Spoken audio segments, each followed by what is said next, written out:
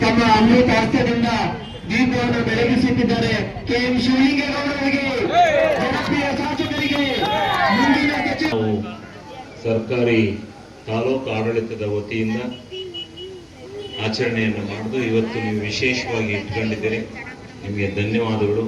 ಈ ರೀತಿ ಕಾರ್ಯಕ್ರಮಗಳನ್ನು ಮಾಡ್ತಕ್ಕಂಥದ್ದು ಇಡೀ ಕುವೆಂಪುರವರಿಗೆ ಇಡೀ ವರ್ಷವೆಲ್ಲ ಈ ರೀತಿ ವಿಜಯೋತ್ಸವಗಳನ್ನು ಮಾಡಿ ಅವರ ಗುಣಗಾನವನ್ನು ಮಾಡಿ ಮುಂದಿನ ಪೀಳಿಗೆಗೆ, ಇವತ್ತೇನು ಈ ಯುವ ಪೀಳಿಗೆ ಇದೆ, ಈ ಪೀಳಿಗೆಗೆ ಕುವೆಂಪುರವರ ಆದರ್ಶಗಳು, ಅವರ ತತ್ವಗಳು, ಅವರ ನೀತಿಗಳು, ಅವರು ಇಡೀ ಪ್ರಪಂಚದಲ್ಲಿ ಮಾನವ ಬಿರುದನ್ನು ಪಡೆದು ಇವತ್ತು ಅವರು ಎತ್ತರದ ಮಟ್ಟಕ್ಕೆ ಸಾಹಿತಿಗಳಾಗಿ, ಮಾರ್ಗದರ್ಶಕರಾಗಿ ಎಲ್ಲ ಕ್ಷೇತ್ರಗಳಲ್ಲಿ ತನ್ನದೇ ಆದಂತಹ ನೈಪುಣ್ಯತೆಯನ್ನು ತೋರಿ ಒಬ್ಬ ಉತ್ತಮ ವಿಶ್ವಮಾನವರಾಗಿ ಈ ಜಗತ್ತಿನಲ್ಲಿ ಪ್ರಜ್ವಲಿಸ್ತಾ ಇದ್ದಾರೆ.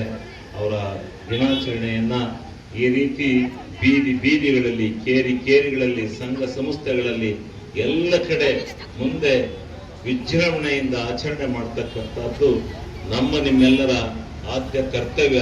ಅದನ್ನು ಬಹಳ ವಿಜೃಂಭಣೆಯಿಂದ ಮಾಡೋಣ ಅಂತಕ್ಕಂಥ ಮಾತನ್ನು ಹೇಳಿ ನಾನು ಎಲ್ಲ ಕರ್ನಾಟಕ ರಕ್ಷಣಾ ವೇದಿಕೆಯ ಕಾರ್ಯಕರ್ತ ಬಂಧುಗಳ ವತಿಯಿಂದ ಈ ಒಂದು ಚಂದ್ರಣ್ಣನವರು ಪತ್ರಕರ್ತ ಸಂಘದ ಖಜಾಂಚಿಯವರು ಅವರು ಸಹ ಮಾಲಾರ್ಪಣೆಯೊಂದಿಗೆ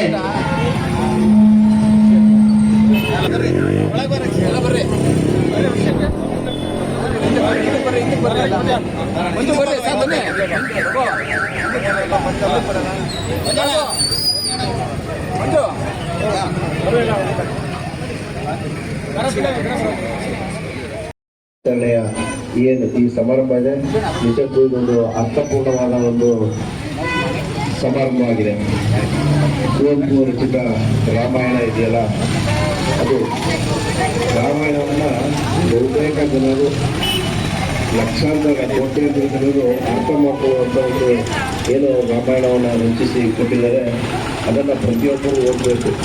ಇದು ಪ್ರಸ್ತುತ ರಾಮರಾಜ್ಯದ ಕನಸು ಏನೆಲ್ಲ ಕಾಣ್ತಾ ಇದೆ, ಅದನ್ನು ಸೂಕ್ಷ್ಮವಾಗಿ ತಿಳ್ಕೋಬೇಕಂದ್ರೆ ಕುವೆಂಪು ರಚಿತ ರಾಮಾಯಣ ದರ್ಶನವನ್ನು ಎಲ್ಲರೂ ಓದಿದ್ರೆ ಅದನ್ನು ಬಹುತೇಕ ಒಬ್ಬ ರಾಜ, ಪ್ರಜೆ, ಗಂಡ, ಹೆಂಡತಿ, ಅಣ್ಣ, ತಮ್ಮ ಸ್ನೇಹ, ರಾಮ ಲಕ್ಷ್ಮಣ ಸ್ನೇಹ, ಇತರ ರಾಮ ಆಂಜನೇಯ ಸ್ನೇಹ, ರಾಮ ಲಕ್ಷ್ಮಣರ ಸೋದರ ಸಂಬಂಧ, ಈ ಥರ ಎಲ್ಲವೂ ಪ್ರತಿಯೊಂದು ಸಂಬಂಧಗಳ ಅರ್ಥದ ಮಹತ್ವವನ್ನು ಅರ್ಥದಿಂದ ನಾವು ಕಂಡುಕೊಳ್ಳೋಕೆ ಸಾಧ್ಯ ಆಗುತ್ತೆ. ಅದು ನಮ್ಮ ಮುಂದಿನ ಭವಿಷ್ಯಕ್ಕೆ ದಾರಿದೀಪ ಆಗುತ್ತೆ ಅಂತ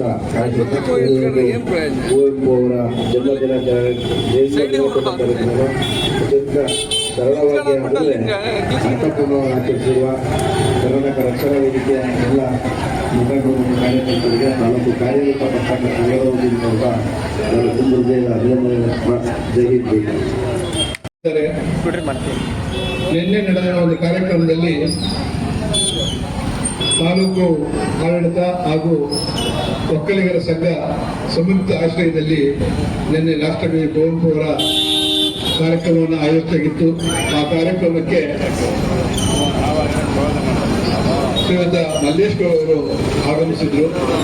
ಆ ಒಂದು ಕಾರ್ಯಕ್ರಮದಲ್ಲಿ ಒಂದು ಮಾತನ್ನ, ರಾಮಾಯಣ ದರ್ಶನ ಕೃತಿಗೆ ಮೊದಲ ಜ್ಞಾನಪೀಠ ಪ್ರಶಸ್ತಿಯನ್ನ ಪಡೆದಂತಹ ಕೃತಿ ಶ್ರೀ ರಾಮಾಯಣ ದರ್ಶನ.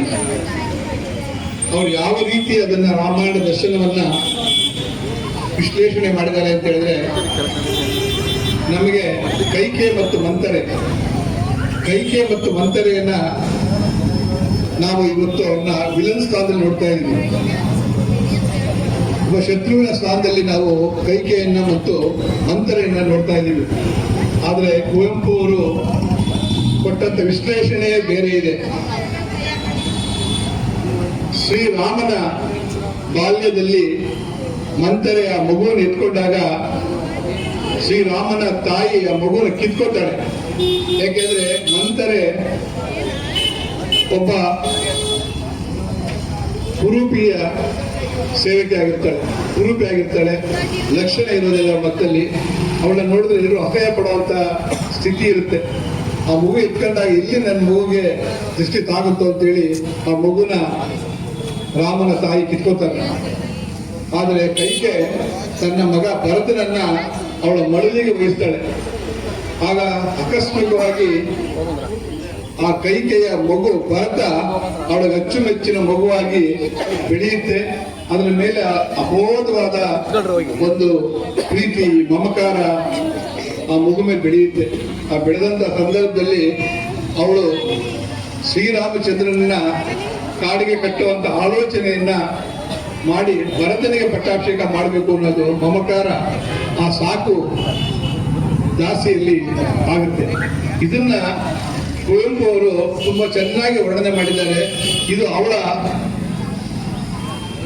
ಒಂದು ದುರ್ಬುದ್ಧಿ ಅಲ್ಲ, ಮಗು ಮೇಲಿದ್ದಂತ ಮಮಕಾರ. ಆ ಒಂದು ಮಮಕಾರ ಅವನ ಈ ಪಟ್ಟಾಭಿಗೆ ಕುಡಿಸ್ಬೇಕು ಅಂತೇಳಿ ಅವಳು ಶ್ರೀರಾಮಚಂದ್ರನ ಕಾಡಿಗೆ ಕಟ್ತಾರೆ. ನಾಡು ಭರತ ಖಂಡದಲ್ಲಿ, ಭಾರತ ದೇಶದಲ್ಲಿ ಅಂಗವಂಗ ಕಳಿಂಗ ಕಾಶ್ಮೀರ ಕೊಂಕಣ ಮಾಳವ ಸಿಂಧುಪುರ ಸೌರಾಷ್ಟ್ರ ಮಗಧ ಮತ್ಸ್ಯ ಚಂಪ ಚೇದಿ ಕುರು ಪಾಂಚಾಲ ತಕ್ಷಶಿಲ 56 ದೇಶಗಳಿದ್ದರು. ಆ 56 ದೇಶಗಳು ವ್ಯಾಪಿಯಾಗಿದ್ದಂಥದ್ದು ಕನ್ನಡ ನಾಡು. ಈ ಕನ್ನಡ ನಾಡಿನ ಹಿರಿಮೆ ಕೇವಲ ಭಾರತ ದೇಶದಲ್ಲಿ ಮಾತ್ರವಲ್ಲದೆ ಇಡೀ ಭೂಮಂಡಲವನ್ನ ವ್ಯಾಪಿಸಿದೆ. ಅಂತ ನಾಡಿನ ಶ್ರೇಷ್ಠರಲ್ಲಿ ಅಗ್ರಗಣ್ಯ ಸ್ಥಾನವನ್ನ ಕುವೆಂಪು ಅವರು ವಹಿಸ್ತಾರೆ. ಇಡೀ ಪ್ರಪಂಚವನ್ನ ಈ ನಾಡು ಮೊದಲೇ ಅವಲಂಬಿಸಿದೆ. ನೀವು ಅಂದುಕೊಂಡಂತೆ ನನ್ನ ರಾಜ್ಯ ಇಷ್ಟಗಳ ಅಲ್ಲ. ಮತ್ತೆ ಈ ಕಡೆಗೆ ಹೋದ್ರೆ ಪೂನಾ, ಆ ಕಡೆಗೆ ಹೋದ್ರೆ ಆಂಧ್ರ, ಆ ಕಡೆಗೆ ಹೋದ್ರೆ ತಮಿಳುನಾಡು, ಆ ಕಡೆಗೆ ಹೋದ್ರೆ ಕೇವಲ ಎಲ್ಲಾದ್ರೂ ಕನ್ನಡ. ಮೊನ್ನೆ ಒಂದು ದೇಗುಲ ಫ್ರಾನ್ಸ್ ಅಲ್ಲಿ ಸಿಗ್ತದೆ. ಅಲ್ಲಿ ಒಂದು ಶಾಸನದಲ್ಲಿ ಕನ್ನಡ ಇದೆ. ಈ ಇಡೀ ಜಗತ್ತನ್ನ ಅಪ್ಪಿದ ಕನ್ನಡ ಹೇಗೆ ಅಂತಂದ್ರೆ, ಈ ನಾಡಿನಲ್ಲಿ ವಿಶೇಷವಾದಂತ ಒಂದು ಮಣ್ಣಿಗೆ ಶಕ್ತಿ ಇದೆ. ಈ ಮಣ್ಣಿನ ಶಕ್ತಿಯಲ್ಲಿ ಉದ್ಭವಿಸ್ತಕ್ಕಂತಹ ಮಕ್ಕಳು ಅವರು ಹುಟ್ಟುತ್ತಿದ್ದಂತೆಯೇ ವಿಜ್ಞಾನಿಗಳೇ, ಅವರು ಹುಟ್ಟುತ್ತಿದ್ದಂತೆಯೇ ಕವಿಗಳೇ. ಆ ಮಕ್ಕಳು ಜನನವಾದ್ರು ಈ ಭೂಮಿನಲ್ಲಿ ಅಂತಂದ್ರೆ ಅವನು ವೀರನೇ, ಶೂರನೇ, ಧೀರನೇ. ಅವನು ಬೆಳೆಯುವ ವಾತಾವರಣ ಎಲ್ಲಿ ಕಲುಷಿತವಾಗಿದೆ, ಹಂಗಾಗಿ ಮಕ್ಕಳು ಕುಂಠಿತವಾಗ್ತಾ ಇದ್ದಾರೆ. ಅವರಿಗೆ ನಿಜವಾದ ವಾತಾವರಣ ಏನಾದರೂ ಸಿಕ್ತು ಅಂತಂದ್ರೆ, ಈ ನಾಡಿನಾದ್ಯಂತ ಹುಟ್ಟುವ ಮಕ್ಕಳೆಲ್ಲರೂ ಕುವೆಂಪು ರೀತಿಯಲ್ಲೇ ಹುಡ್ತಾರೆ. ಅದು ಈ ನಾಡಿಗಿರ್ತಕ್ಕಂಥ ಶಕ್ತಿ, ಈ ಭೂಮಿಗಿರ್ತಕ್ಕಂಥ ಶಕ್ತಿ.